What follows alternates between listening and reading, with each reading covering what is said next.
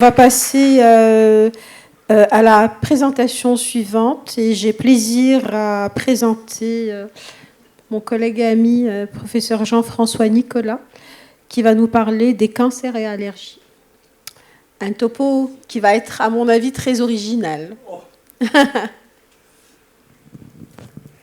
Messieurs, dames, Nadia, un grand merci pour la présentation. Donc, original, je ne suis pas sûr. Alors, moi, ça m'a beaucoup intéressé de préparer ce topo. J'ai appris plein de choses et j'insiste sur les choses, moi, qui me paraissaient les plus intéressantes. Donc, allergie et cancer, c'est ce qu'on m'a demandé. Et allergie et cancer, je vais mettre le pointeur. En fait, ça s'appelle, dans la littérature, c'est allergo-oncologie ou onco-allergologie, selon qu'on soit oncologue ou allergologue. Et c'est une affaire qui est assez vieille. Hein. C'est en 2006 qu'il y a eu ce mot allergo-oncologie qui a été proposé. Et vous voyez ici, en 2017, il y a un position paper, comme on dit, de l'EACI pour expliquer un petit peu les contours de cette spécialité. Désolé, j'enlève ma marche. Oui, c'est ce qu'on s'était dit. Non, mais j'ai peur de tomber. Donc, c'est vrai que c'est une spécialité au sein de l'allergologie. Alors, moi, ce que je vous propose de discuter aujourd'hui, parce que c'est extrêmement vaste forcément, c'est des points suivants. L'allergie, donc, on va tout de suite transformer en atopie, protège du cancer. C'est le premier point. Et la réponse, c'est oui, non. Ça va dépendre du cancer. Et de façon plus étonnante, ça va même dépendre du sexe. On verra les cellules de l'allergie et cancer. Vous savez que le cancer est infiltré par ce qu'on appelle le micro-environnement péritumoral, tumoral microenvironment, qui est fait de tout un tas de cellules, qu'il y a bien entendu des macrophages, des polynucléaires neutrophiles. Ce sont les cellules qui vont avoir les plus grandes fonctions antinéoplasiques. On verra par quel mécanisme. Mais il y a aussi, bien sûr, des basophiles, des éosinophiles et des mastocytes. Et donc, il y a eu beaucoup d'études. Il y a énormément d'études depuis une vingtaine d'années sur ce champ de l'allergologie. Et il y a eu énormément de travaux sur les différents types de cellules, de leucocytes, et cancer. Et on verra que, pareil, en fonction du cancer, souvent en fonction du sexe, eh bien, les cellules vont avoir un effet pro- ou antitumoral. Et à chaque fois, il y a des preuves expérimentales qui sont extraordinaires. Donc, les cellules de l'allergie, il y a aussi beaucoup de travaux sur les médiateurs de l'allergie. Et c'est la même chose, il y a des médiateurs qui ont un effet pro-inflammatoire et qui auront un effet pro-cancer, l'histamine. C'est surprenant. Et on verra que des patients qui ont un cancer, qui sont traités par une immunothérapie, les immunothérapies actuelles anti-point de contrôle immunitaire, PD1, PDL1, eh bien, dans le mélanome malin, les patients qui sont sous antihistaminiques ont un meilleur pronostic que les patients qui n'ont pas d'antihistaminique. Alors après, il faut faire ce qu'on veut. Hein. Ce n'est pas valable non plus pour tous les cancers, mais dans le mélanome, c'est flagrant. Et tout ça, ça aboutit à l'hypothèse que le patient atopique produisait donc bien sûr des quantités élevées d'IgE contre les antigènes de l'environnement. Ces IgE qui sont très particulières puisqu'on ne les trouve pas dans le sang, dans le sérum, il y en a très peu d'IgE par rapport aux autres immunoglobulines. Et pourquoi ? Dans le corps humain, il y a plus d'IgE que d'IgG, mais toutes les IgE sont collées à la surface des cellules qui ont des récepteurs de forte affinité pour l'IgE. Nous, on connaît bien sûr les mastocytes et les basophiles, et on sait que tous les mastocytes et les basophiles ont des IgE à la surface parce qu'il y a ce récepteur de forte affinité. Le récepteur de forte affinité, il n'existe que pour les IgE. Les autres classes d'immunoglobulines, à la surface des cellules, il n'y a que des récepteurs de faible affinité. Et c'est quand l'anticorps IgG va lier son antigène que ça va activer le récepteur FC, qu'à ce moment-là, le récepteur FC peut accepter l'immunoglobuline avec une affinité particulière. Donc, depuis une vingtaine d'années, il y a un raisonnement qui s'est mis en place en disant si l'atopie protège, on verra sur un plan général, des cancers, c'est probablement que le patient atopique va développer des IgE contre les antigènes tumoraux. Et ces IgE contre les antigènes tumoraux vont être capables d'armer des cellules et de permettre donc, par différents mécanismes immunitaires, la sécrétion des médiateurs bien sûr, mais ce qu'on appelle aussi la cytotoxicité dépendant des anticorps, ce qu'on appelle la phagocytose dépendant des anticorps, vont permettre l'élimination tumorale. Et c'est ça qui a abouti à cette thématique IgE et cancer. Et actuellement, il y a 3 anticorps monoclonaux, IgE, dirigés contre des antigènes tumoraux, un antigène tumoral du mélanome, 2 antigènes tumoraux du cancer du sein, qui sont en cours d'étude avec des résultats, au moins dans les modèles précliniques, qui sont des résultats tout à fait encourageants.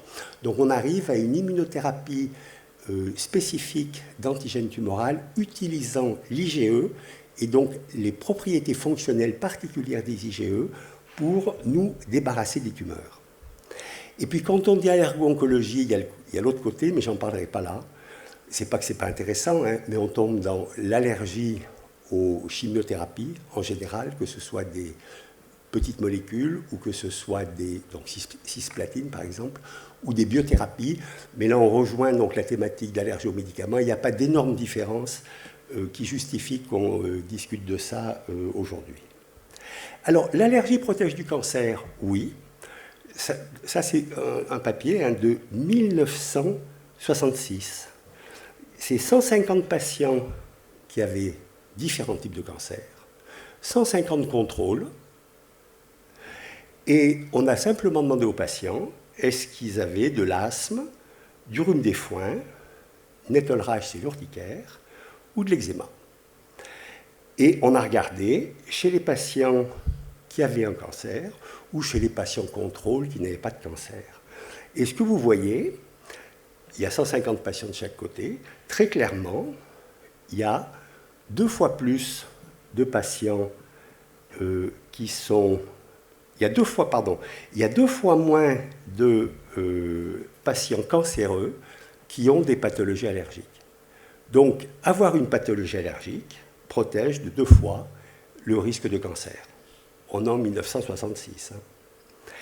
Là où ça se complique, parce que je vous ai dit, oui, ça protège, oui, ça aggrave, c'est quand on analyse ces résultats maintenant en fonction du sexe, c'est la même étude, donc on retrouve nos patients qui sont allergiques, les patients allergiques qui ont un cancer, les patients allergiques qui n'ont pas de cancer, et vous voyez que cette différence, eh bien, elle n'existe pas pour l'homme.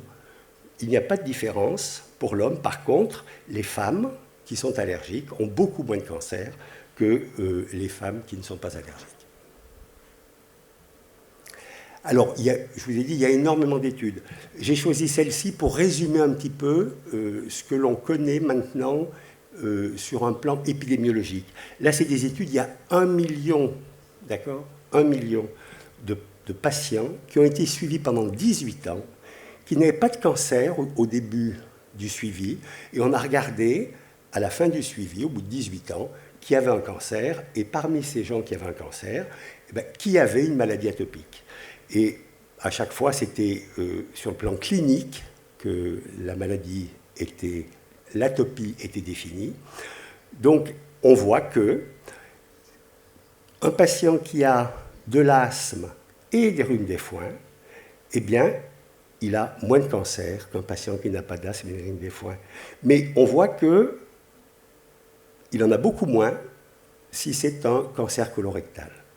S'il a uniquement un rhume des foins, on retrouve une différence significative, 1 million de personnes, pour le cancer du pancréas. Et s'il a de l'asthme seulement, eh bien, on retrouve pas beaucoup de choses significatives, mais des tendances pour un risque de leucémie.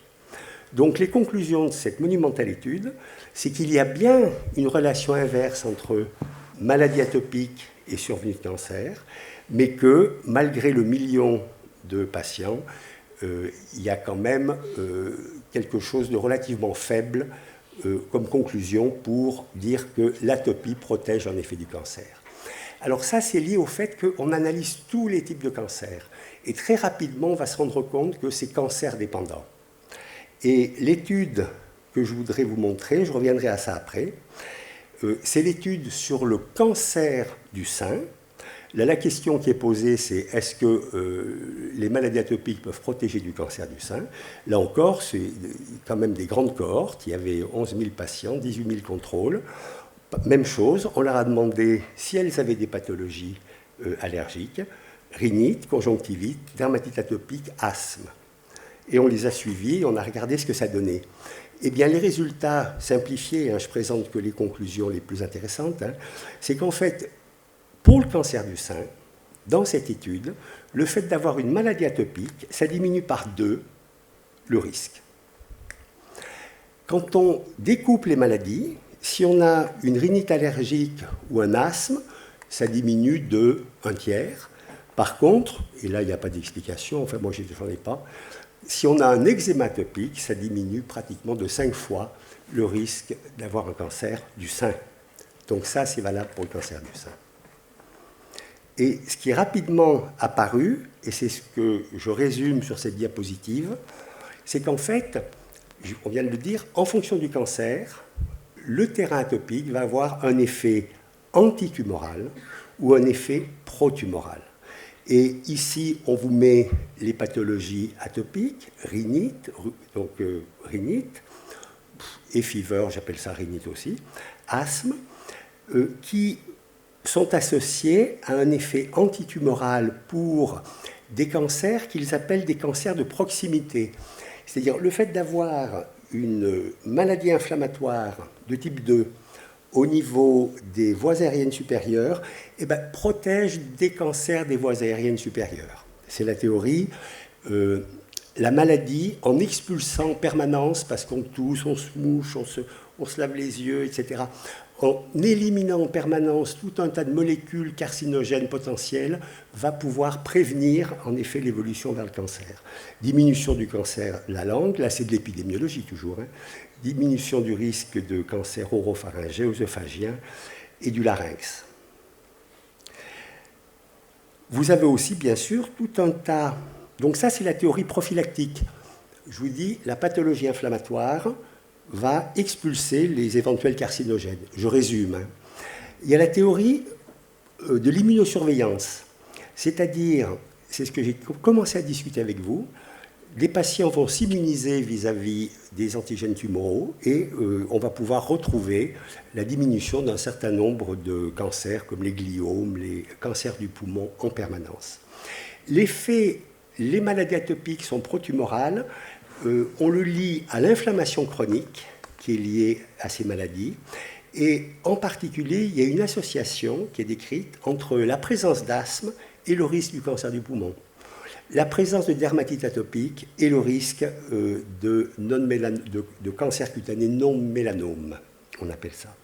Et on met ça aussi donc, sur cette balance immunitaire qui est perturbée au niveau des maladies atopiques. Il faudrait me débloquer la diapositive, s'il vous plaît.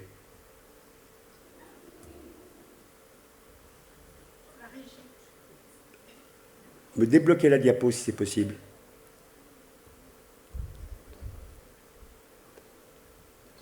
Non.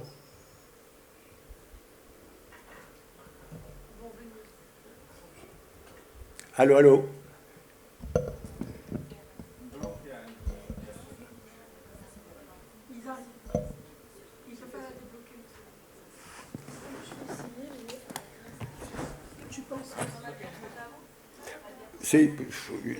Même si je suis sur échappement, il n'y a rien. Si j'avance, il n'y a rien non plus. Rien. Non, on peut enlever le courant. Non, il faut sortir de... Eh bien, c'est que c'est bloqué. Maintenant, je viens de le débloquer. Mais tu vois, on ne peut pas passer. Voilà, ça y est, très bien. Oui, mais je veux dire, il fallait sortir carrément du... C'est parfait, merci bien. Alors, on était où? On était 10, c'est parfait. Merci bien. C'est tout bon. Donc, cellules de l'allergie et cancer. Donc, on va retrouver, quand on se met maintenant, non pas sur le plan clinique, est-ce que le patient a une maladie atopique et un cancer, est-ce que ça modifie? On va analyser l'infiltrat, le micro-environnement tumoral. Donc, ça s'appelle cellules de l'allergie et cancer. Donc, c'est ça, le micro-environnement tumoral. Donc, les tumeurs, c'est ce qui est en rose clair. Et vous avez donc des basophiles, des éosinophiles, des polynucléaires neutrophiles, des mastocytes, etc. Et je pense que c'est tout. Et vous voyez qu'en fonction du cancer, vous avez ici une liste de cancers, cancer du poumon, cancer de l'utérus, cancer colorectal, etc. Vous avez l'effet antitumoral des différentes cellules. Donc le mastocyte ici va être antitumoral dans ce type de cancer. Par contre, il sera protumoral dans celui-ci. Là aussi, on a des centaines d'études expérimentales dans des modèles précliniques et quelques dizaines d'études qui sont relativement bien documentées dans des études cliniques. Ça, c'est pour les cellules anti- ou protumorales. Les médiateurs de l'allergie. Donc là, ça devient quand même beaucoup plus intéressant. À gauche, vous avez les médiateurs qui sont produits par la réaction allergique, histamine, cytokine, IgE, cellules, et les différents effets qu'ils peuvent avoir, effet protumoral et effet antitumoral. Et là, les choses sont quand même beaucoup plus claires, même si ça n'est pas toujours le cas dans les différentes études. Mais l'histamine est pratiquement toujours associée à un effet protumoral. Pourquoi? Parce que l'histamine va en fait activer les macrophages et que quand on prend l'immunologie antitumorale, quelles sont les cellules effectrices qui sont les plus efficaces, en dehors des lymphocytes cytotoxiques, ce sont les macrophages et les polynucléaires neutrophiles, parce qu'elles ont cette capacité de phagocytose qui dépend du complément ou qui va dépendre donc d'un anticorps, ce qu'on appelle ADCC ou ADCP.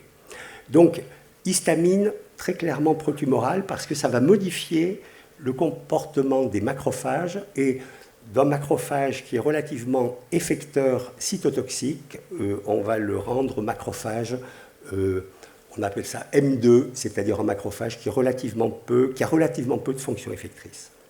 L'interleukine 4, elle, a clairement un effet antitumoral. L'IL-33, en fonction des modèles, a deux effets. Les IgE, chaque fois que ça a été testé, elles ont un effet antitumoral. Et j'en ai discuté en introduction, c'est ce qui a débouché sur la fabrication d'anticorps monoclonaux IgE à usage thérapeutique. Alors l'histamine, donc je voudrais juste montrer cette diapositive pour l'histamine. Vous avez ici, dans une très grande étude clinique, ici le nombre de patients qui auraient dû mourir. Ce sont des patients qui vont recevoir, aussi bien pour un mélanome que pour un cancer du poumon, qui vont recevoir une immunothérapie avec des inhibiteurs, des points de contrôle, PD1, PD-L1. Ici, vous avez donc le nombre de patients qui sont décédés par rapport au nombre de patients qui auraient dû décéder. Et vous avez donc cette courbe, puisque l'étude est faite a posteriori. Et vous avez ici tous les facteurs environnementaux qui sont associés à ces patients. Et vous voyez que vous avez des patients qui sont sous antibiotiques et que le fait d'avoir des antibiotiques, ça va majorer le risque de décès. Et par contre, vous avez des patients qui sont sous aspirine pour n'importe quelle pathologie, et prendre de l'aspirine a un effet protecteur. Et ici, vous avez les patients sous antihistaminiques, et le fait d'être sous antihistaminique, quand on démarre un traitement, une immunothérapie antitumorale, améliore le pronostic. Et vous l'avez ici en courbe de survie. Vous avez les groupes, les patients qui ont été ensuite séparés en fonction du type de cancer. Vous voyez que dans le mélanome, les patients qui n'ont pas de traitement antihistaminique, voici la courbe de survie. Les patients qui ont un traitement antihistaminique, la courbe de survie est nettement améliorée. Donc là aussi, il y a beaucoup d'études qui sont en cours sur des antihistaminiques. Là, on parle d'anti-H1, mais il y a d'autres récepteurs pour l'histamine qui auraient des effets qui seraient équivalents, voire supérieurs aux résultats des études que je vous montre. Alors, je termine par IgE et cancer. Alors, les plus belles études, c'est des études archi simples. Ici, c'est 14 patients, c'est des études récentes, je ne sais pas de quand ça date, ça, c'est 2024. Ce sont des patientes qui ont un cancer du sein. On va récupérer une biopsie du cancer du sein et surtout, on va récupérer des biopsies de cancer du sein d'autres patients. On va récupérer le sérum des patientes, on va purifier les IgE des 14 patientes et en contrôle, on va prendre des IgE purifiés de patients qui sont allergiques mais qui n'ont pas de cancer. Et on va faire ce qu'on appelle de l'immunohistochimie, c'est-à-dire sur des coupes de cancer du sein, on va mettre des anticorps IgE, les IgE purifiés des deux types de patients, les contrôles et les patients qui ont un cancer, et on va revenir avec un anticorps anti-IgE. La question c'est, est-ce que les IgE sont capables d'aller se fixer au niveau des cellules cancéreuses et donc induire éventuellement un effet immunoprotecteur. Et en pratique, les résultats, c'est que les IgE d'un patient atopique qui n'a pas de cancer sont incapables de venir se fixer sur les cellules cancéreuses. Seuls les IgE de chaque patient, et là il y a 14 patients qui ont été analysés, sont capables de venir se fixer sur la propre tumeur. Et c'est ce que montre cette diapositive pour un patient, enfin pour plusieurs patients, pardon, là il y a 4 patients. Ce que vous avez ici, c'est un cancer du sein, et vous voyez qu'il y a un marquage qui est à la fois intracellulaire et membranaire, et qui n'existe que lorsque l'on met sur ce cancer les IgE du propre patient. Donc, le patient a produit des IgE spécifiques de cellules cancéreuses, et dans la partie que je ne montre pas parce qu'on rentre dans la biochimie, il y a caractérisation des antigènes tumoraux des cellules de cancer du sein qui sont la cible de ces IgE. Ce que montre le même papier, c'est ce qu'ils appellent l'inflammation T2 que l'on retrouve au niveau du cancer du sein. Alors, cancer du sein, parce que là on parle de cancer du sein, mais c'est probablement valable pour tout un tas de cancers qui sont améliorés par le fait qu'il existe une inflammation de type 2. Et là, ce qui est surprenant, c'est que c'est au niveau du sérum, ils n'ont pas été au niveau des biopsies, pour voir les différences, au niveau du sérum, entre les contrôles à parier et les patients qui ont un cancer du sein, eh bien, on a vraiment des taux beaucoup plus élevés de cytokines, en particulier de cytokines de type 2, IL4, IL5, IL13. Et donc, leur hypothèse ici, c'est que l'inflammation T2, en favorisant cette production d'IgE spécifique d'antigène tumoral, aboutit à des anticorps qui vont aller se fixer à la surface des cellules qui ont des récepteurs de forte affinité pour l'IgE, et c'est ça qui va induire cette destruction tumorale. Et on arrive à cette histoire que moi j'avais complètement raté, franchement, ça date d'à peu près une dizaine d'années, l'immunothérapie anti-cancer en utilisant des anticorps monoclonaux IgE qui sont antitumoraux. Je vous ai mis ça pas du tout pour les décrire, c'est pour vous montrer les anticorps qui existent actuellement, qui sont en études précliniques, in vitro et in vivo. Je vous ai dit qu'il y a 3 anticorps qui sont actuellement en essai clinique chez l'homme. Et les cibles des antigènes tumoraux, ce sont des carcinomes mammaires, c'est pareil, carcinome mammaire. Ici, c'est l'adénocarcinome du côlon. Ici, c'est l'adénocarcinome du poumon, etc. Alors, comment ça marche? J'ai encore bloqué le... Bon, je sais faire, là.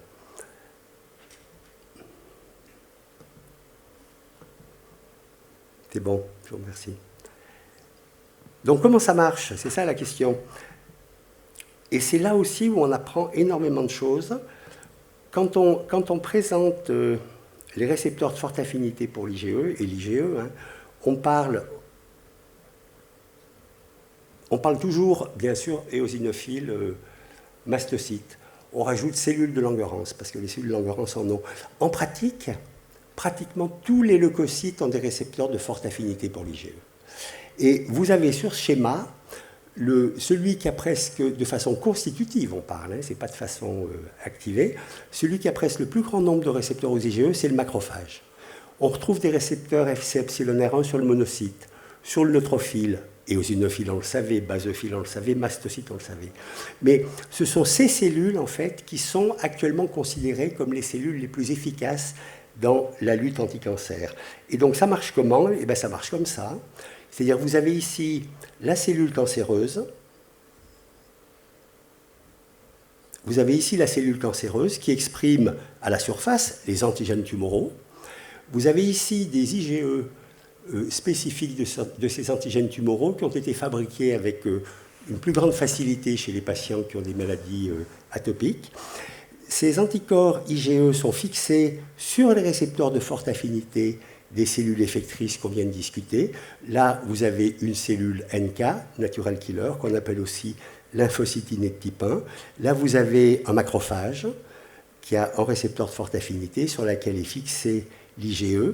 Et le fait que la cellule effectrice soit en contact avec la cellule cible tumorale par l'intermédiaire de l'IgE, c'est ça qui est capable d'induire une phagocytose, c'est ce qu'on appelle l'antibody dependent cellular phagocytosis, et donc ça va phagocyter et détruire la cellule tumorale, et si la cellule est cytotoxique, c'est ce qui va être capable de déclencher ce qu'on appelle l'ADCC, antibody dependent cellular cytotoxicity.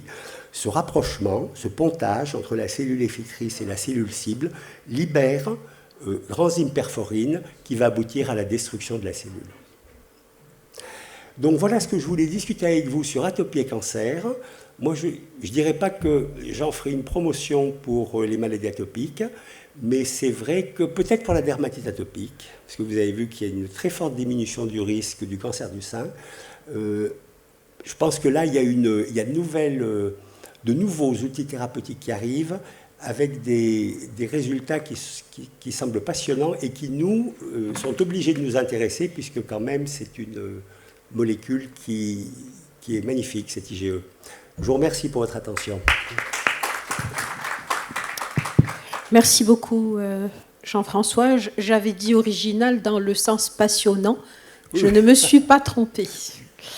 Donc, y a-t-il des questions dans la salle? Sinon, moi, j'ai de petites questions, enfin, questions existentielles.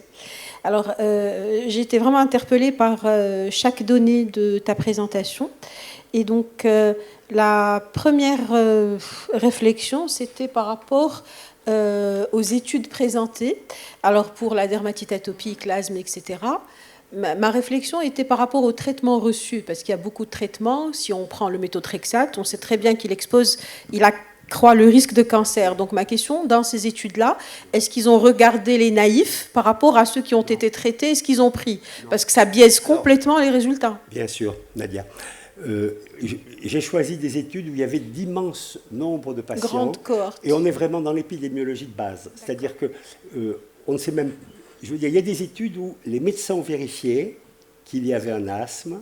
Donc, là, on a des études où ce sont les patients qui ont dit « je suis asthmatique, j'ai un eczéma, j'ai de l'urticaire ». Donc, c'est vrai que c'est très biaisé. C'est biaisé. Tant mieux. Mais 1 million, c'est très intéressant. Oui, c'est vrai. S'il y avait eu un... Si vraiment... Si vraiment l'atopie protégée du cancer, ça serait sorti. Et là, c'est vraiment l'atopie protège de certains cancers et on commence à comprendre pourquoi. Et moi, j'adore cette théorie du fait de se moucher, de tousser, de se laver les yeux et d'enlever des carcinogènes parce que c'est simple, mais c'est intéressant. Oui, c'est très intéressant. Et après, ma deuxième réflexion, c'est par rapport aux antihistaminiques. Est-ce que par analogie, on pourrait dire que ceux qui sont comme moi sous antihistaminiques pour une rhinite pérannuelle, est-ce qu'il y a une certaine protection? Mais ça, ce sont les études qui arrivent, et a priori, il y a une certaine protection. Parce que là, j'ai juste marqué ça parce que les courbes sont apparues comme vraiment incroyables, sachant qu'on est chez les mélanomes malins qui sont en immunothérapie de dernier recours. Enfin, maintenant, c'est du premier recours, mais je veux dire, ça veut dire que c'est des stades avancés.